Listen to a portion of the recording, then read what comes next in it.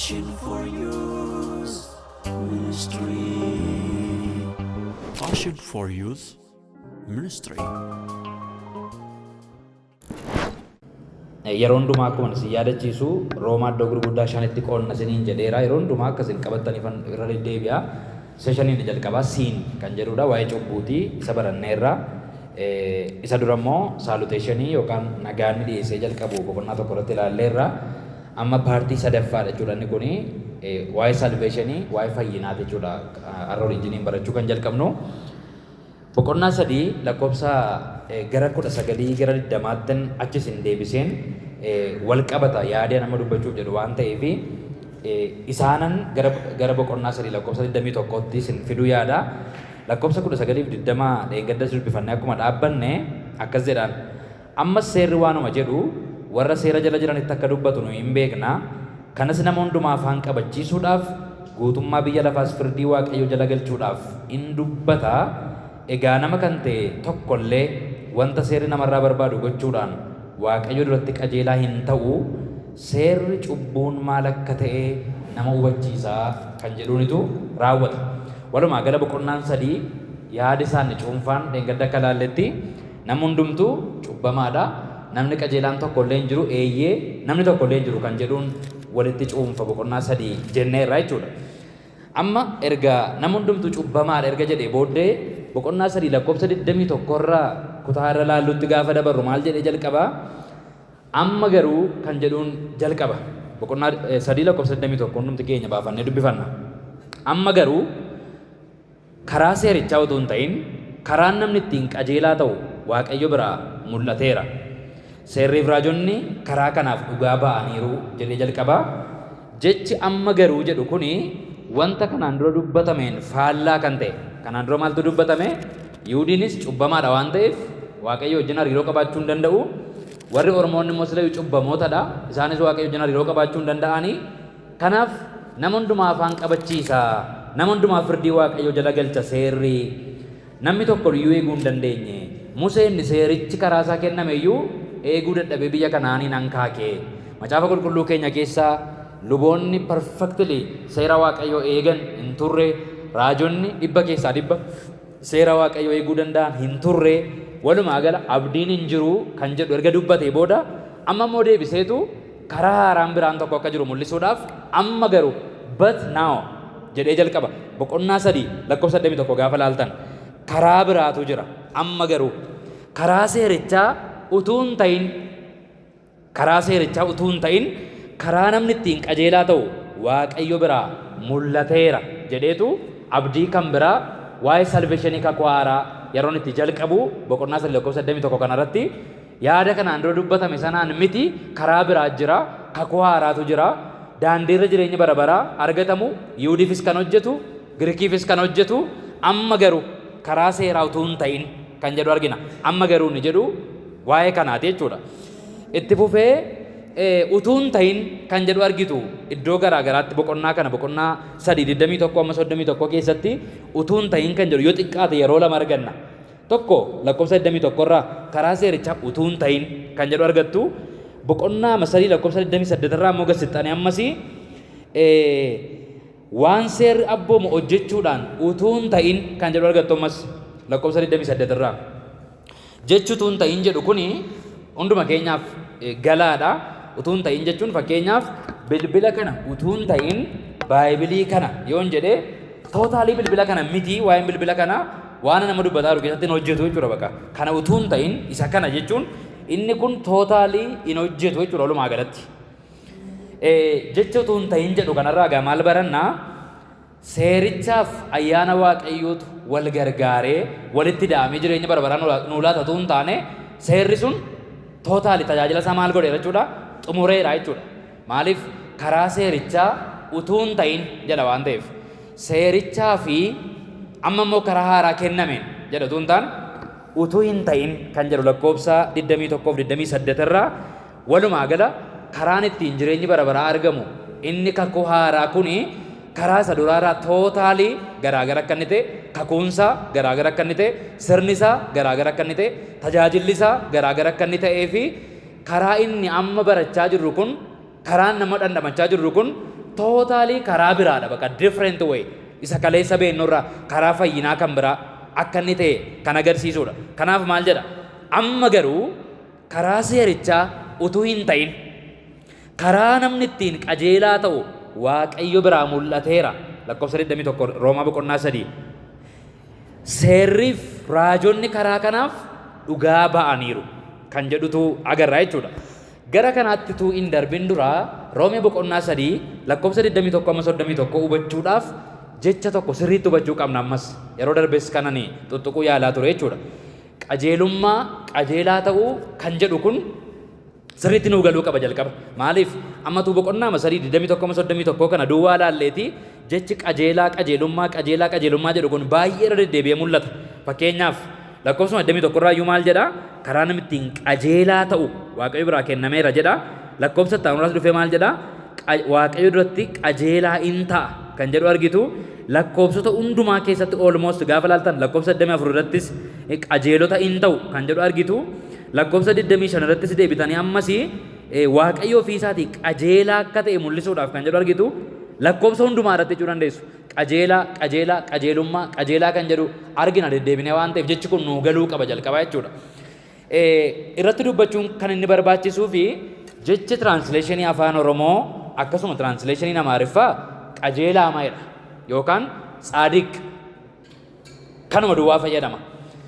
Jecha translationii afaan Ingiliffaasaaf afaan Giriikii duraanii gaafa ol bira qabdan ilaaltan garuu jechoota garaagaraa lama fayyadama. Tokko righteousness yookaan righteous kan jedhu fayyadama. Nama qajeelaa righteous kan jedhu fayyadama. Iddoo tokkotti immoo just kan jedhu fayyadama. Justice nama qajeelaa kan jedhu inni afaan Oromoodhaan calluma deddeebi'ee qajeelaa tsaadiq tsidiq inni jedhu baay'ee garaagarummaa guddaa qaba. Righteous fi just inni jedhu isa sirriitti hubachuu qabna waan ta'eef jechuudha. Qajeelaa inni jedhu yookaan righteous lakkoofsa 21 irraa lakkoofsa 22 irraa fakkeenyaaf karaa namni ittiin qajeelaa ta'u seedhu kan afaan Ingiliffaasaa yoo kilii gootanii ilaaltan maal jedha righteous jedha qajeelaa jecha jedhu kana. Lakkoofsa 22 irraa sammas qajeelaa Waaqayyo duratti qajeelaan ta'a kan jedhu kana righteous kan jedhu fayyadama ammas. Lakkoofsa 24 bira gaafa dhaqxan garuu just kan jedhu argitu. Jecha kan biraa tuunni fayyadamu argitu. Righteousif justiin yookaan righteousness inni jennuuf justification inni jennu garaagarummaan isaa baay'ee gabaabaadha. Baay'ee salphaadha. Righteousness jechuun yookaan qajeelummaa inni jennu inni jalqabaa kuni maaltu taanaan Waaqayyo qulqulluu dura ani namni cubbamaan difratiidhaan dhaabbachuu akkamittan danda'e kan jedhuuf deebii laata jechuudha. Fakkeenyaaf dhalli namaa cubbamaadha. Dhalli namaa Waaqayyo irraa fagoodha. Dhalli namaa boqonnaa 3 irratti akka laallee Yihuudiinis cubbamaadha, Giriikiinis cubbamaadha. Waaqa duratti staandardii Waaqayyoo eeguu hin danda'u dhalli namaa. At the same time dhallumti namaa cubbamaadha jedhamee gatame kun immoo mucaa Waaqayyooti bakka inni itti jedhame immoo argitu. Qulqulluudha bakka inni itti jedhame immoo argitu. Waaqayyo fudheenii bara baraan akka inni na bira jiraatuufan iddoo jireenyaa qopheessaaf yeroo gooftaan jedhu argitu. Waaqayyo cubbuutti araaramuu kan jedhu immoo argitu. Kanaaf wanti nuun hubachuu qabnu pooyintiin tokko jira jechuudha iddoo kana. Pooyintiin kun maal inni namni cubbamaan namni diina Waaqayyoo ture namni hafuuraan du'ee ture namni Waaqayyoo irraa gargar ba'ee ture akkamitti mucaa Waaqayyoo ta'ee simatamuu danda'a isa jedhuuf deebiin wanti ta'e tokko wanti nuun galle wayi tokko dhala namaa kanaaf wanti Waaqayyo godheef jira wanti Waaqayyo kenneef jira kan jedhudha jechuudha. Wanti Waaqayyo kenneef kun gamaa inni righteousness isa jennu kanadha. Qajeelummaa isa jennu kanadha jechuudha. Ammas akka isin turutti dhaggeeffattan nan barbaada. Qajeelummaa jechuun waa'ee dirgiitii miti. Waa'ee aakshinii miti. Qajeelummaa jechuun waa'ee waan qajeelaa gochuu miti. Inni Roomaa irratti barreeffameeru. Waa'ee amala gaarii qabaachuu, sobuu dhiisuu miti. Inni Roomaa irratti ilaalaa jirru kun. Qajeelummaa jechuun sabistaansii Waaqayyo nama cubbamaaf kennee ittiin fuudhee mucaasaa godhatee jechuudha. Fakkeenyaaf amma tokko dirjitii wayii tokkodha ta'eeti. Dirjitii kana keessa abbaan targa walitti hin danda'u waardiyaa jira, seeraan security jira ala kana waan ta'eef nama mattaawaqiyaa qabu duwwaatu mooraa kana keessa seenuu danda'a yookaan gast kan jedhu mattaawaqiyaa gast jedhu kanaan ani dhimman qaba keessummaadha jedheetu dirjitii kana gala yookaan immoo hojjetaadha kan jedhutu mattaawaqiyaan kennamaaf dhaabbata garaagaraa gaafa laalu malee abbaan arge zawwa dheellixu jechuudha. Kanaaf amma namichi tokko jira. Namni kun uffati isaa baay'ee xuraa'aadha. Jireenyi isaa baay'ee xuraa'aadha. Mooraa Waaqayyoo keessa lixuun kan hin danda'amneefidha. Indaa'um jecha Waaqayyootiin, terminoloojii Waaqayyootiin namichi kun du'aadha jedha Baaybiliin. Maaliif Efesoon boqonnaa 2:1 isin kanaan dura nama gadhee turtan jedha tuun taane isin kanaan dura maal turtanidha? Du'oo turtanidha. Du'oodha jechuun tootaalii akeeka Waaqayyoo ala, mootummaa Waaqayyoo ala, jireenya Waaqayyoo ala, amala Waaqayyoo ala turtan, du'oo turtan isin Baaybiliin jedha waan ta'eef. Kanaaf namni wayyaansaa xurii, namni wayyaansaa foolii gaarii hin laanne, namni iddoo qulqullaa'aa Waaqayyo jiraatu kana lixuu hin dandeenye boqonnaan tokko, boqonnaan lama, boqonnaan sadii Roomeen kan itti farade namichi kun boqonnaa 3:21 kaasee immoo utuu inni simatamee jaallatamee dhungatamee hammatamee iddoo teessoo Waaqayyootti utuu inni dhiyaatu argitu namumti kun. Kanaaf nama kanaaf maaltu ta'ee akkamittiin carraan kun kennameef kan jedhu kan deebisu jecha maalidha?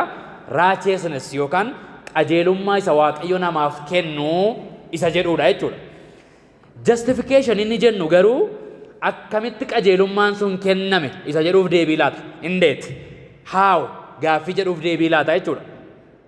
Justification jechuun legal declaration jechuudha. Legal declaration jechuun maal jechuudha? Waaqayyo ganama tokko irraa ka'ee manni kun mana Waaqayyooti jennu, mootummaa Waaqayyooti gibbiin kun jennu. Cubbamoonni ala kana baay'ee jiru. Haxirii mana Waaqayyoo seenuun kan dhorkaman baay'een ala kana jiru. Waaqayyo ganama tokko irraa ka'ee yeroo jedhu akka namaatti hinname siyaasaa jira. Waaqayyo irra fuumuu godhamee barreeffameera. Mana kana keessa kan jiraatu Waaqayyo ganama tokko ka'ee gadi ba'ee cubbamoota baay'ee kana argee cubbamoota kanaanii arraa jalqabee cubbuun keessan isinirraa kaafameera. Mattaawoqiyaa kana fudhadhaa, uffata qulqulluu kana immoo uffadhaa jedhee itti kennee pirootokoolii mana kana gitu guuchisee mana kanatti gaafanna ol galchu maaltu ta'e jechuudha amma justification jedhama. Proosesii sanadha justificationiin. Karaa itti namni qajeelaa ta'u afaan Oromoo jedhu karaa itti namni qajeelaa ta'u jecha 5 fayyadama afaan Oromoo. Girikiin garuu jechuma tokko fayyadama yookaan Ingiliffii jechuma tokko fayyadama. Justification bakka karaa itti namni qajeelaa ta'u jechoonni kun 5 justificationii seenuudha gabaabaadhumatti. Kana jechuun proosesii ittiin Waaqayyo qajeelummaa namaa laatu. Qajeelummaa jechuun immoo nama qajeelaa ta'u jechuu miti isiniin jedheera. Qajeelummaa jechuun requirement Waaqayyo guutuu jechuudha. Namni cubbamaan tokko utuun sodaatin, utuun dhiphatin, ija jabaatee Waaqayyoon abbaa kootee akkamitti waamuu danda'a? Namni du'ee ture ittiin jedhame, namni wayyaa xuraa uffataa ture. Waaqayyoon abbaa kooti akkamitti jedhamuu danda'a? Waaqayyo immoo laalee akkamitti qulqulluu jettiin jechuu danda'a? Isa kanaaf kan ta'u requirement Waaqayyoo kan guutus mattaawoqiyaa sanadha qajeelummaan yookaan righteousness inni jennu mattaawoqiyaa sanadha. Justification inni jennu immoo proosesii sanadha. Maaltu taanaanitu mattaawoqiyaan sun adeemsa akkamii keessa darbee kennameef jedhuufitu deebii laata waan ta'eef jechoota kana lamaan akkasiin sirriitti naa qabattan barbaadeetanii jechuudha. Amma garuu jedhee jalqabaa karaa inni duraa sun kan abdii hin qabne yoo ta'e iyyuu namni ofiin of fayyisuu hin danda'u yoo ta'e iyyuu namni hundumtuu cubbamaa yoo ta'e iyyuu amma garuu karaa haaraa, abdii haaraa, kakuu haaraa, jireenya haaraatu dhufaa akka jiru kan mul'isuudha jenneerra. Utuun ta'in kan jedhu immoo karaan duraanii sun tootaalii kan dhiifame akka ta'ee fi karaa haaraan, covenantii haaraan, testamentii haaraan akka inni galamaa jiru kan agarsiisu utuun ta'in kan jedhu isinitti agarsiiseera. Raajonnii fi seerri immoo karaa haaraa kanaaf maal godhaniiru? Dhugaa ba'aniiru kan jedhu argitu. Akkamittiin dhugaa ba'an kan jedhu macaafa qulqulluu keenya kakuu moofaa nu yaadachiisuu isaati jechuudha. Raajonnii fi seerri kan jedhu walumaa gala gaafa Baayibilii dubbistan borumayyuu kakuu haaraa gaafa dubbistan seerri fi raajonni kan jedhu arginaan akka afaan bara sanaatti maal jechuudha? Macaafni qulqulluun kakuu moofaa jechuudha gabaabaadhumatti. Macaafa qulqulluu keenya kakuu moofaa Yihuudoonni iddoo gurguddaa sadiitti qoodu. Inni tokko Tooraa jedhama. Macaafa seeraa jechuudha warra shananiiti. Inni kan biraan immoo Neevi'iim kan jedhamudha afaan Ibraayistiiti. Neevi'iim jechuun nabiyaat isa jennu jechuudha. Neevi'iim innidha waan ta'eef akkasiin shamaddaruu dandeessanii fedheen. Neevi'iim jechuun nabiyaatota jechuudha. Macaafa raajotaa jechuudha. Inni kan biraan immoo Keetuviim kan jedhamutti qoodama. Keetuviim jechuun macaafota seenaa jechuudha. Macaafa faarfannaa dabalatee, macaafa seenaa adda addaa dabalatee walumaa gala iddoo sadiitti qoodu isaan Tooraa, Neevi'iim, Keetuviim jedhanii iddoo sadiitti qoodu.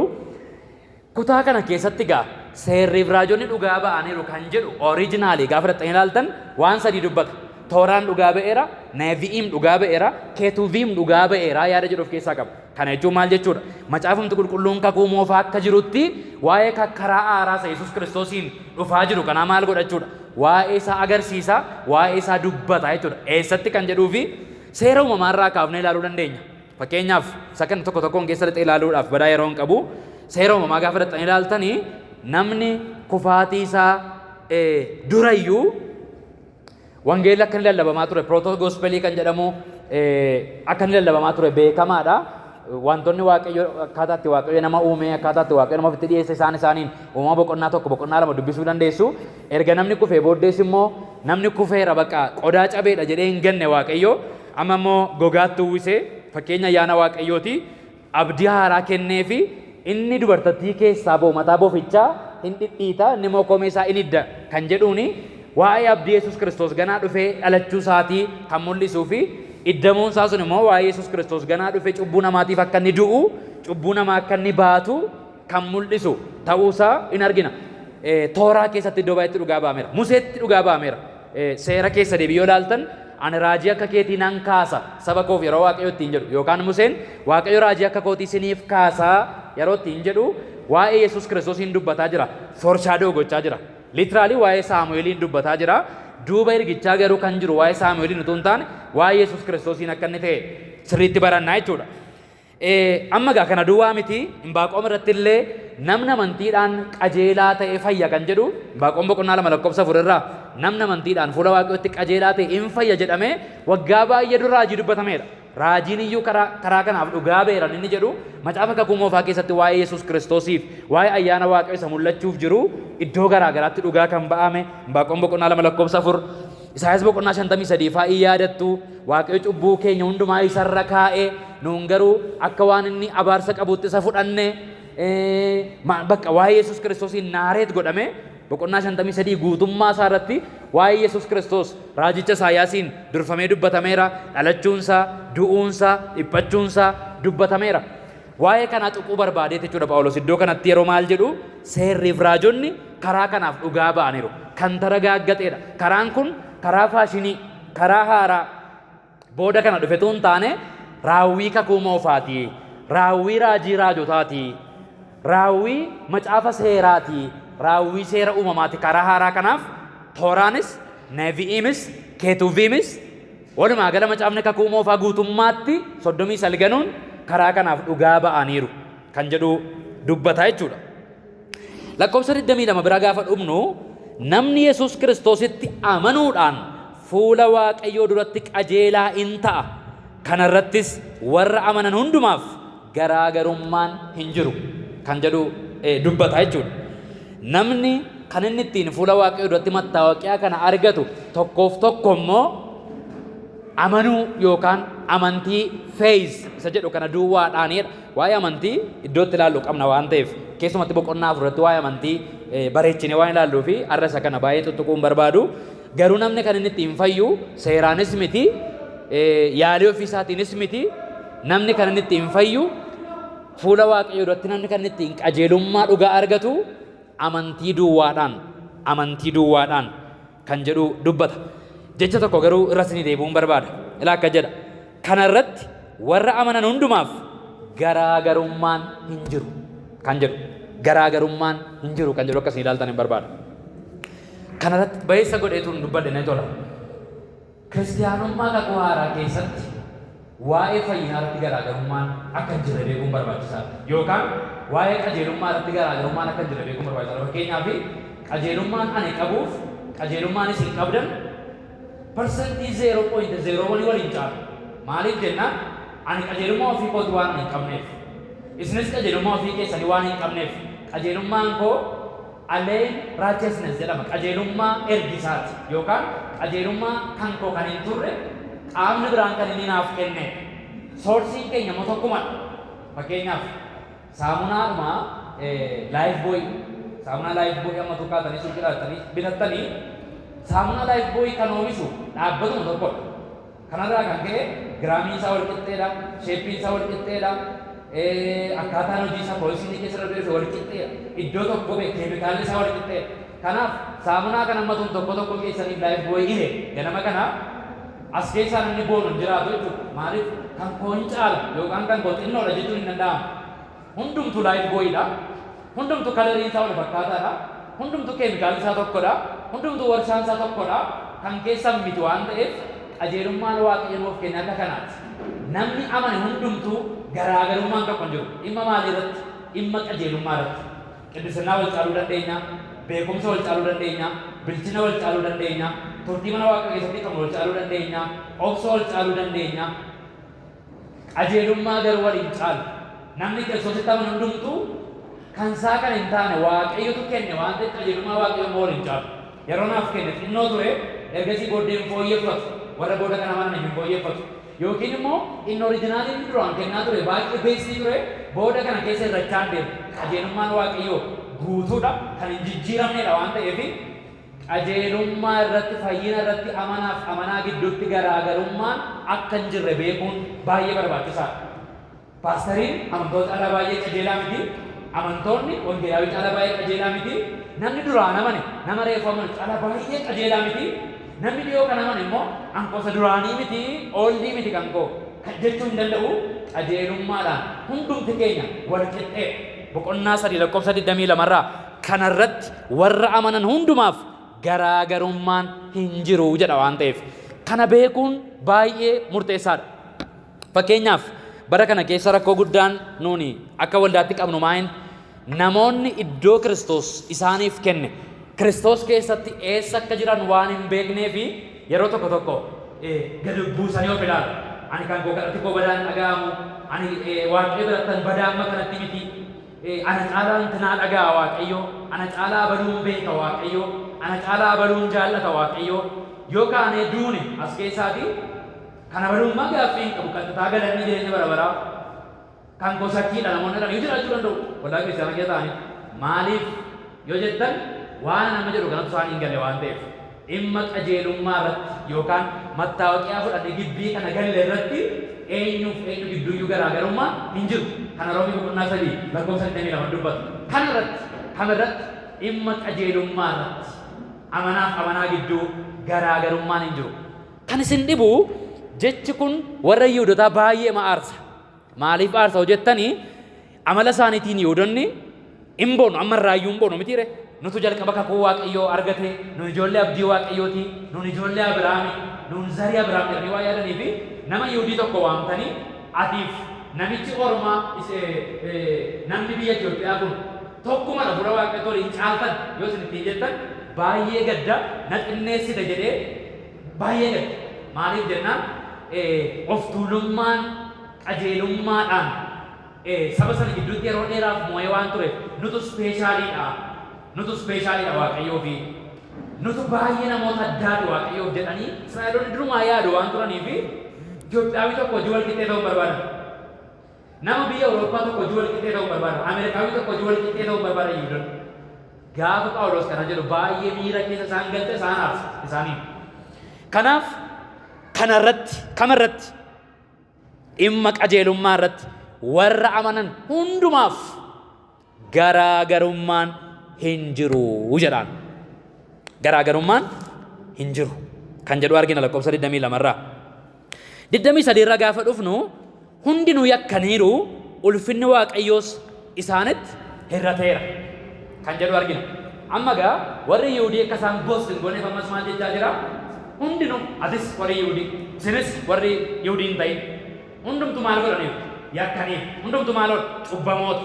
Kanaaf iyyuu hundumatti ayyaanni waaqayyoo hunduma salphate hundumata keeka waaqayyoo keessaa excluded ta'e hundumatu mooraa waaqayyoo keessaa gadi xaragamee gadoofame.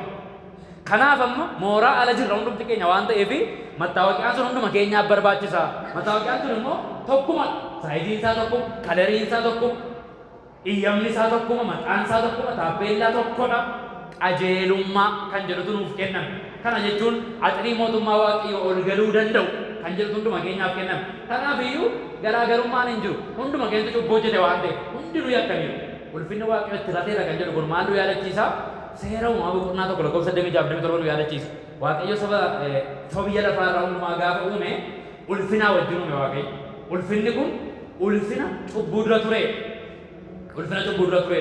Waaqayyo biratti uumama hundumaa irratti gabarni gochuudhaaf, bituudhaaf, harka jala galfachuudhaaf, Waaqayyo wajjin fellowshippii gaarii qabaachuudhaaf ulfina cubbuu dura kufaatii dura ture.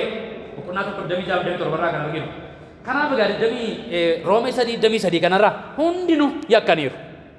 Ulfinni Waaqayyootti irrateera waan ta'eef tasgabba'aa.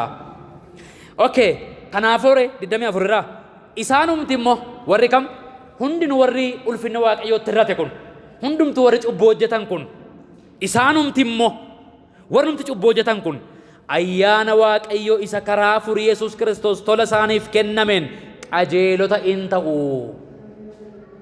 Waaqayyoof galanni guddaan haa ta'u. Warrumti cubbuu hojjetan kun immoo deebisanii maal ta'u? Amma iddoo kanatti Ingiliffaa walaaltan maal jedha? Just kan jedhu fayyadamu malee righteous kan jedhu fayyadamu. Sila isinitti agarsiisa garaagarummaa isaa.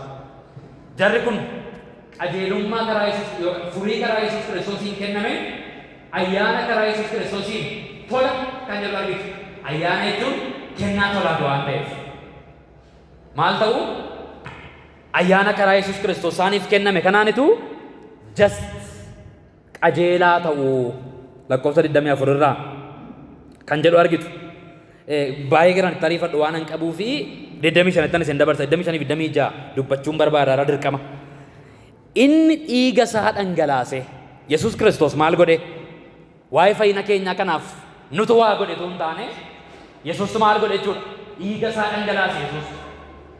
Amma gaa how isa jedhu justification yeroo dubbannu waa'ee maalii dubbannan jedhe? Indeed gaaffii deebisnaa isiniin jedheera waan ta'eef akkamitti isa jedhu kanaaf Yesuus Kiristoostu maal godheedha? Dhiiga isaa dhangalaasee du'uudhaan warra isatti amananiif mi'a araaraa haa ta'uuf Waaqayyo isa dhaabe. Lakkoofsa 25 kana please sirriitti dhaggeeffadhaa. Kakuu moofaa keessaa iddoo lama wajjinan dhaqee isinitti agarsiisa waan ta'eef. Inni dhiiga isaa dhangalaasee du'uudhaan warra isatti amananiif mi'a araaraa jecha mi'a araaraa jettu kana sirriitti irra diffaayin gochuu qabna. Haa ta'uuf Waaqayyo isa dhaabe. Waaqayyo ofii isaa qajeelaa akka ta'e mul'isuudhaaf kana godhe. Obsa isaatiin cubbuu namoonni kanaan dura hojjetan irra darbeeraaf. Amala Waaqayyo lama dubbata. Tokko Waaqayyo qajeelaadha. Inni lammataa immoo Waaqayyo obsa qabeessa kan jedhu argina. Qajeelummaa Waaqayyootiin maaltu ta'e? Yesuus Kiristoosiin amma fannisutti Yesuusitti maal godhe jechuudha? Garaa jabaate Waaqayyo abbaan. Maaliif jennaan? Qajeelummaan yookaan justificationin nuun arganne kuni pardon isa jedhame dhiisuu fakkeenyaaf pardon jechuun maal jechuudha? Namiitee talleedha. Bakka nan dhiisa bakka. Haaf jedhe miti Waaqayyo abbaan. Cubbuulla hojjetaniitu doollee turtanii bakka haaf jireenya barbaadatti galaa hin jenne Waaqayyo. Maal godhe malee yeroo hundumaa gatiin cubbuu kaffalamuu qaba. Yeroo hundumaa gatiin cubbuun adabamuu qaba yeroo hundumaa. Waaqayyo cubbuu wajjin araaraan qabu yeroo hundumaa. Waaqayyo cubbuu carelessly dhiisuu hin danda'u yeroo hundumaa. Cubbuullee hojjettanii jedhaa rakkinaan qabu waan obsa qabeessa. Bakka fayyaa hin jenne Waaqayyo. Maal godheedha? Tokkicha ilma isaatu dhiigi isaa akka dhangala'uuf kana duwwaa amma midhachi booddee mokan maal ta'uuf akka inni du'uuf dhiiga isaa dhangalaasee du'uudha jedha bitire. Dhiigi isaa akka dhangala'uuf akka inni du'uuf Waaqayyo abbaan Yesuus Kiristoosiin maal godhe jechuudha? Dabarsee cakkamee adabee jechuudha Waaqayyo abbaan. Waa'ee cubbuu keenyaaf adabamuu qaba ture. Maaliif jennaan? Maal akka ta'uuf jedha? Waaqayyo maal ta'uusaa mul'isuuf? Waaqayyo qajeelaa ta'uusaa mul'isuuf. Iddoo kanatti maal jechuudha? Qajeelaa ta'uu jechuun cubbuu wajjin araarama kan hin qabne, cubbuutu adabiin kan hin dhiifne, cubbuu irratti siireesii kan ta'e akka ta'e Waaqayyo maaliin bartu? Yesuus Kiristoos irratti cakkanuu isaatiin bartu. Yesuus Kiristoosiin yeroo dhiigi isaa dhangala'u iyyamuu isaatiin bartu. Yeroo inni kadhatullee jaalala kee yoo ta'e xoofoon kun narra darbu yeroo dhageenyeef hin dhageenyeef Waaqayyo abbaan maaliif jennaan qajeelaa ta'uusaa mul'isuudhaaf yookaan immoo cubbuu irratti hammam akka garaa jabaatu mul'isuudhaaf kadhannaa Yesuusiin illee hin dhageenye Waaqayyo abbaan narra darbu jennaan no sirra hin darbu maaliif jennaan gatiin cubbuu maal ta'uu qaba? Kaffalamuu qaba. Pardaniitu hin taane justificationidha jechuudha. Pardan gochuu jechuun bakka rakkoo koo bakka haaf nattaafu siraalee si adabsiisa haafu bakka hin jenne Waaqayyo hin adabe malee hin kaffalchiise malee. Kun qajeelummaa Waaqayyo mul'isa jedheetu qajeelummaa waaqayyoo duwwaa immoo miti iddoo kanatti kan mul'atu maal waaqayyooti malee gamanaan immoo obsa waaqayyootu mul'ata kan jedhu agarsiisa.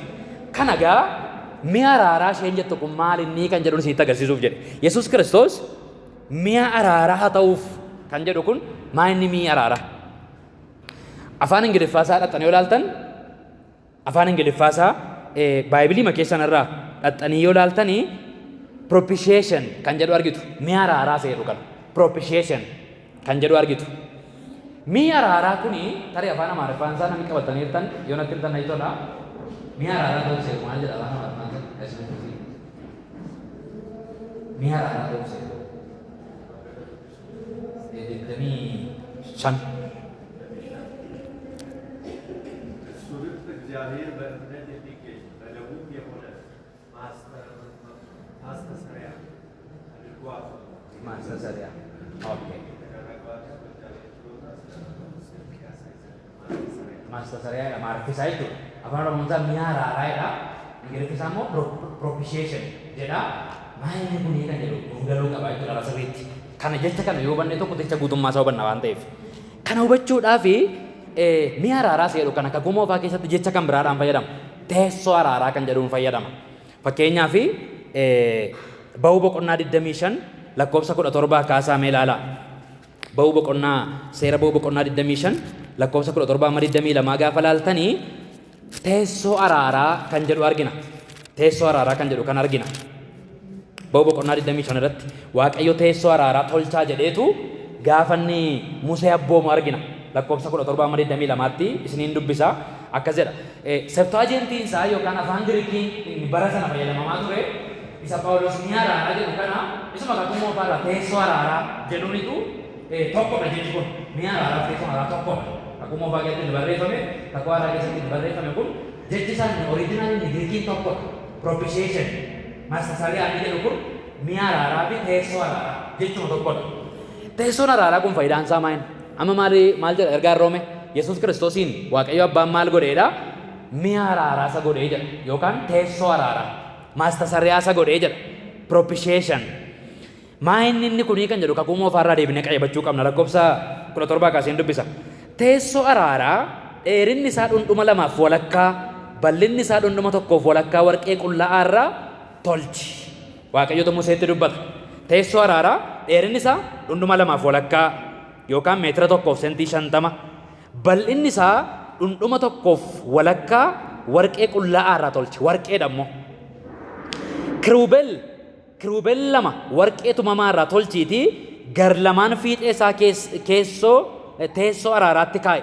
Kana jechuun walumaa galatti isinii akka xuruutti isinii galutti booksii tokko yaadaa sammuu keessanitti saanduqa tokko yaadaa. Saanduqi kun afaan isaa banaadha.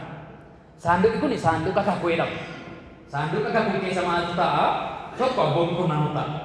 Inni kan biraan ulee haaramu sana ta'a. Inni sadaffaan immoo maannaa ta'a. Maannaa isa waaqa caafata waan sadii ta'a. Maannaa ta'a. Ulee haaramu sana ta'a. Abboommii kurnamu ta'a. Saanduqi kun afaan isaa maal jedhee banamaadha. Afaan isaa banamaadha. Saanduqi kun kan inni ittiin kabarde ta'u immoo warqee irraa kan hojjetame teessoo araaraa kan jedhamutu qadaaddii saanduqa kanaati. Mi'a araaraa. Amma Yesuus Kiristoosiin Waaqayyo mi'a araaraa godhe. Phaawulos gaafa jedhu sammuu isaa keessa maaltu jira jechuudha? Qadaaddii yookaan qadaada saanduqa kanaa jira. Saanduqi kun saanduqa kakuu Waaqayyooti isiniin jedheera. Saanduqa kana gaafa warqee kanaan kabarde gootan immoo gamaa gamana immoo kiruubel warqee irraa hojjetameetu tokko akkas galagaleetu dhaabbata. Kiruubel jechuun mallattoo ergamaati. Ergamaan bifaan qabu ergamaan hafuuradha garuu akka namaa garuutti macaafa qulqulluun ergamoota 2 kiruubel 2 gamaa gamanaan dhaaba. Amma fakkii isaa tokko keessan keessatti keessa saanduqa banamaa argitaniittu saanduqa kana keessa ulee tokko ciisee ta'a ulee haaromsa lateedha. Maannaa jira abboommii kunneen keessa jira afaan isaa banamaa ture. Afaan banamaa kanarra immoo warqee irraa mi'a araaraa yookaan teessoo araaraa kan jedhamu waan rogartee akkasii hojjettu akkasii meetira tokko walakkaa akkasii immoo sentii 75 kan ta'u warqee qullaa'aa hojjetuuti kabarii ittiin godhi. Ergasii booddee immoo irra isaa keessa immoo kiruubel 2 gamaa gamanaan kan dhaabbatu amma maatti isinii galeera. Kiruubel isa tokko fiixee gara tokkoo irratti kiruubel isa kaan immoo fiixee gara kaanii irratti tolchi. Kiruubel kochoowwan isaanii teessoo araaraa gubbaatti bal'isanii hagolbooban gamaa gamanaan jechuudha. Fuulli isaanii immoo walitti galagalee gara teessoo araaraa haa ilaalu gamaa gamanaan. Kun booksicha, kun teessoo araaraati. Kiruubeel tokko akkas galagala, kiruubeel tokko akkas galagala wal ilaalu. Fuula isaanii walitti galagalchanii iji isaanii immoo gara teessoo araaraa kana isarra dhaabbatanii jiran maal godhu haa ilaalu. Teessoo araaraa sana saanduqicharra kaa'i. Teessoon araaraa maa inni jechuudha? Qadaada isaati jechuudha, kan ittiin wantichi qadaadamuudha jechuudha. Teessoo araaraa sana immoo saanduqicharra kaa'i.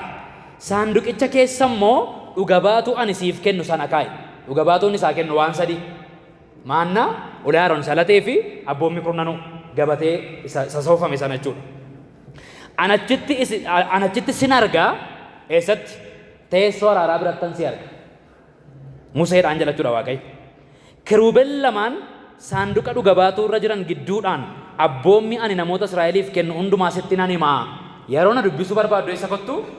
Iddoo teessoo araaraa sana kottu. Amma gaa fakkii teessoo araaraa argitanii. Teessoon araaraa kun eessa ta'a? Manni qulqullummaa kutaa gurguddaa sadii qabaa inni baranneera. Manni qulqullummaa kun garri bakkee iddoo aarsaa jedhama. Iddoo aarsaa jedhama. Iddoo aarsaa inni dhaquu danda'a. Ibn Israa'eliin kan hin taane dhaquu danda'a. Iddoo itti cubbuu namootaa aarsaan dhiyaatu. Iddoon luboonni galan immoo jiru. Iddoo qulqullaa'aan immoo jira. Kutaan gara keessaa sadaffaan immoo magaalaa guddaadhaan kan gargalchitee wanta kana ta'a teessoo araaraa kana ta'a jechuudha. Saanduqa kakuu irra taa'eetu kiruubeeltu jira. Achitti dhaqxeetu naa wajjin wal argitaa seera koos fudhatta jedhee Waaqayyo iddoo wal argee godhee Museedhaaf kan inni kenneedha jechuudha. Yaada kana qabanneetu Lewwota boqonnaa 16 dhanna. Edda waa'ee teessoo araaraa barree booda Lewwota boqonnaa 16 irratti immoo maal fayyada kan jedhu immoo barreeffamee jira waan ta'eef isa immoo walii wajjiniin ilaallaa jechuudha. Lewwota boqonnaa 16 immoo ilaalla. Lewwota boqonnaa 16 irraa wanti nuun argannu Lewwota boqonnaa 16 irraa wanti nuun argannu waa'ee the day of atonement yookaan guyyaa guddaatti araarri buufamu isa jedhamu waggaa keessatti yeroo tokko duwwaa kan raawwatamu the day of atonement guyyaa guddicha araarritti kennamu kan jedhutu barreessa. Sirnoota guyyaa sana raawwatan barreessa. Yaada keessan akka hin hatamnetti anuma duwwaa talaas daaqonoonni waan ispeeshaal yeroo ta'u duwwaa naasu sochootu waan xixiqqoo booddee sirreessoonni karannaan isa booddee waan ta'eef yaadi namaa akka hatamne barumsa waan ta'eef xiqqootti keessa mana irra godhatan waan hiikuun seenaadha waan ta'eef xiqqootti barbaadu. The day of atonementiin yookaan guyyaa guddicha araarratti godhamu kun Israa'el keessatti guyyaa meeqa geggeeffama? Waggaattiin jedhee guyyaa tokko geggeeffama. Guyyaa kana maaltu ta'a? Cubbuu sana waggaa guutuu hojjeteefitu walitti qabee Museen yeroo tokko dhaqee araara buusaaf.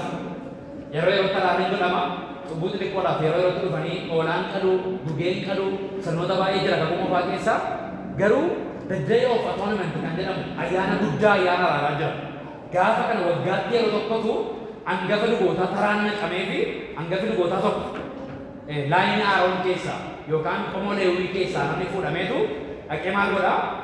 Araara dhiyeessaaf. Ani tokko tokkoon isinii dubbisuu hin danda'u waan ta'eef boqonnicha guutummaatti dubbisaa yeroo waan hin qabneef seenaa isaan isinitti himaa. Gaafa kana waan lama ta'a. Tokko hangafi lubaa kun ofiisaaf dursa dhaqee maal godhaa? Tuntunoo yookaan immoo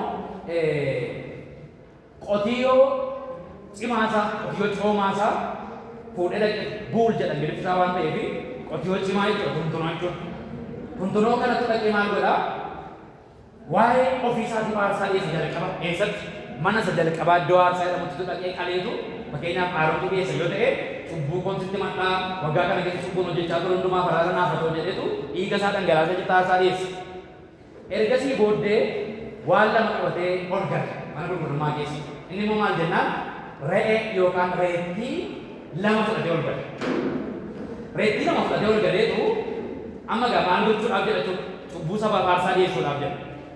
Reettii lama gaafa fudhatee ol galu reettii kanaaf ixaaf bu'aaf tokkoon qalama tokko gadhiifama. Inni gadhiifamu sun scapegoat jedha Ingiliffisaa. Reettii isa gadhiifamu jechuudha. Reettii bakkee keessa gadhiifamu jechuudha. Roomee boqonnaan 3 lakkoofsi 25 gaafa barreeffame sammuu Phaawulos keessa kana jira waan ta'eef waa'ee kanaa beekuu qabna. Reettiin kun inni tokko maaliif qalama, inni tokko maaliif gadhiifama? Seera Lewwota boqonnaa 16 sirriitti gaafa qeebattanii ol galeetti namichi kun maal godha? Cubbuu saba kanaaf reettii Seexaan ba'eef tokko maal godha? Morma isaa godhee dhiiga isaa dhangalaasa. Kana booddee maal godha?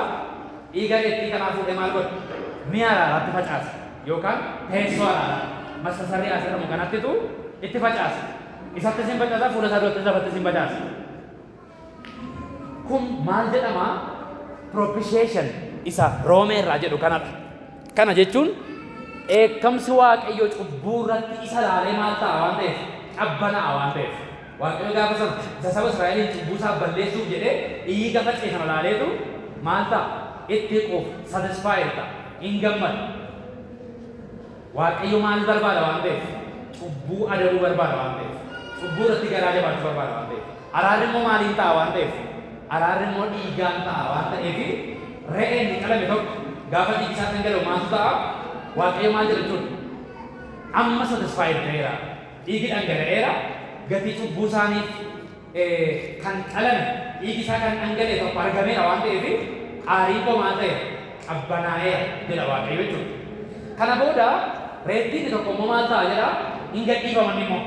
Reettii gadhiifamu kana immoo maal godha? Aarooni harka isaa lamaan irra kaa'aa jedha. Lewwota boqonnaa 16 jira waan godhu hundumtu. Harka isaa lamaan irra kaa'eetu gosa cubbuu ijoolleen Israa'el hojjetan maal godha? Afaan isaa keessaa baasee dikleerii irratti godha. Ejja, soba, hamee, amanamummaa dhabuu, Waaqayyoon sodaachuu dadhabuu kan jedhu kan dikleer gochaa, claim gochaa erga harka isaa lamaan mataa reessa kanarra kaa'ee booddee maal godha?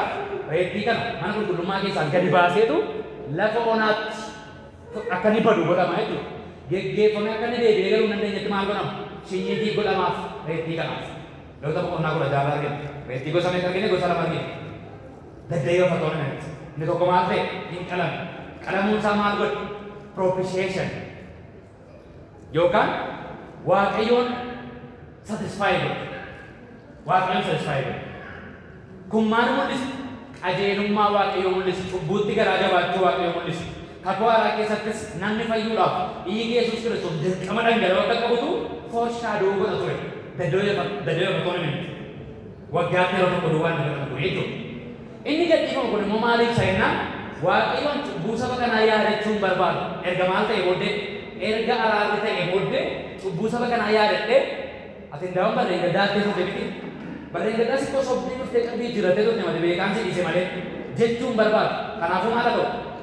Re'ee isa gadhiifamu kan scapegoat isa jedhamu kanarra cubbuun saba kanaa irra taa'ee eessatti gadhiifamu? Lafa onaatti gadhiifamu akka inni deebi'ee hin galle godhamu.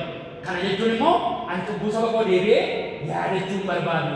Maal ta'eera waan ta'eef? Dhiigi dhangala'eera waan ta'eef. Araarri ta'eera waan ta'eef. Saba koo caqacaquun barbaadu. Cubbuutti dhiigi dhangala'eef saba koo deebisee maal gochuun barbaadu? Kasasuun barbaadu. Kanaafuu maal ta'u ree? Harka kee lamaan reetticharra kaa'i. Cubbuu saba kooti reettichatti dabarsi. Reettii sana immoo naa ariiti biyyaa naa baasi. Kana jechuun Yesuus Kiristoos aarsaan fannoo irratti godhe sun mi'a araaraa ta'uuf inni jedhu sun eekkamsa Waaqayyoo duwwaa qabbaneessatu hin taane immoo faayidaa kan biraa immoo qabachuudhaan immoo maal inni reettii isa gadhiifamus ta'e cubbuu sabaa laphee sabichaa keessaa aragee baasuudhaaf Waaqayyoos waa'ee cubbuu isaatiif sabicha akka inni hin konnanneef deebisee akka inni du'atti hin faranneef cubbuun sun yoo jiraate amma inni deebisee eekkamsa koo kakaasa waan ta'eef an deebi'ee saba kootti dheekkamuun barbaadu cubbuu sana naa baasi biyya lafa onaatti naa ergi jedheetu Lewwota boqonnaa 26 irraa barsiisa. Mee iddoo tokko tokko waan naa ol jedhu akka isinitti hin fakkaanneef siniin dubbisa. Aaroon iddoo qulqullaa sanaa dunkaana walga'ii sanaaf iddoo aarsaa sanaafis araara buusuu erga raawwatee booddee korbeessicha safayyaatti jiru sana immoo dhiyeessaa jedha. Safayyaatti jiru sun isa hin qalamin korbeessa lama dhiyaate waan ta'eef. Harka isaa lamaan mataa korbeessa safayyaa jiru sanarra in ka'a yakka irra daddarbaaf cubbuu namoota Israa'el hundumaa beeksisee claim godhee declare godheetu beeksisee mataa korbeessichaarra erga kaa'ee booddee korbeessicha nama hojii kanaaf qophaa'ee jirutti namumti hojii kanaaf maddabameeru immoo jira. Maal gochuudhaaf? Korbeessa kana biyyaa baasee gatuudhaaf namni ramadameeru immoo jira ture jechuudha. Korbeessicha nama hojii kanaaf qophaa'ee jirutti kennee lafa onaa keessatti gad akka dhiisuun godha. Eessatti lafa onaa keessa deebi'ee akka inni hin galletu barbaadama jechuudha. Hundaa'uun yoo danda'ame immoo akka inni maal ta'u akka inni du'u barbaadama jechuudha. Waaqayyo cubbuutti Yesuus Kiristoos dhiiga isaa dhangalaaseen deebi'ee saba isaa ceepha'uu waan hin barbaanneef lafa onaatti hin geessa. Ergasii Aaroon gara dunkaana walga'iitti ol lixee uffata quncee talbaa irraa hojjetame isa yeroo iddoo qulqullaa'aatti ol lixe sana uffate ofirraa baasee achitti dhiisu jedhee tolumaa gala sirnicha akka xumurame dubbata. Kun waggaatti yeroo tokko waanta ta'uudha. Waggaatti yeroo tokko waanta ta'uudha. Ol sixxanii lakkoofsa 11 kaaftanii yoo dubbiftan Aaroon tuntunicha aarsaa sababii cubbuutiif dhiyaatu sana dhiyeessee ofii isaatiin maatii isaatiif araara buusee erga araara buusee booddee immoo tuntunoo lama qabatee akka ol galuu inni kana booddee lakkoofsa 15 irraa korbeessicha aarsaa sababii cubbuutiif sababa dhiyaatu sanas gorra'ee dhiiga isaa fuudhee iddoo isa golgaa keessaatti lixee akkuma dhiiga tuntunichaa sana godhee haa godhu teessoo araaraa sana irratti teessicha fuuldurattis afacaasu kan jedhu argitu. Waa'ee korbeeyyii reettii lama lakkoofsa 5 irraa argattu.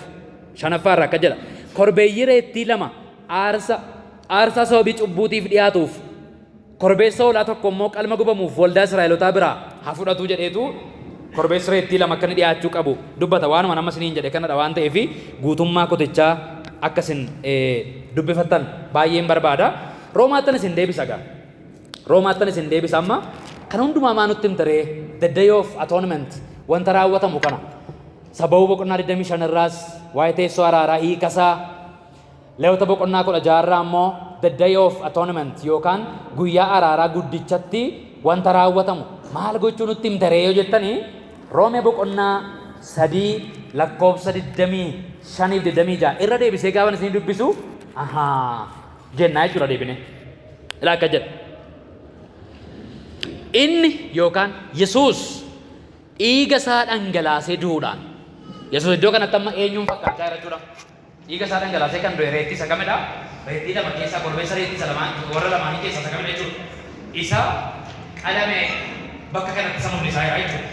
Inni yookaan Yesuus dhiiga isaa dhangalaasee du'uudhaan warra isatti amananiif mi'a araaraa haa ta'uuf yookaan wanta naannoo teessoo araaraatti godhamu propitiation isa jennu haa ta'uu fi Waaqayyo maal isa godha isa dhaaba. Akka laanguweejii Lewwota boqonnaa 16tti gaafan dubbadhu jecha gabaabaadhaan gaafa isiniif maal jechuu dandeessu jechuudha. Yesuus Kiristoosiin Waaqayyo Abbaan korbeessa reettii isa hidhaan qalamuu isa qaqqabe godhee isa dhaaba jechuu dandeenya jechuudha. Korbeessa reettii lama jira waan ta'eef. Waaqayyo ofii isaa qajeelaa akka ta'e mul'isuudhaaf kana godhe.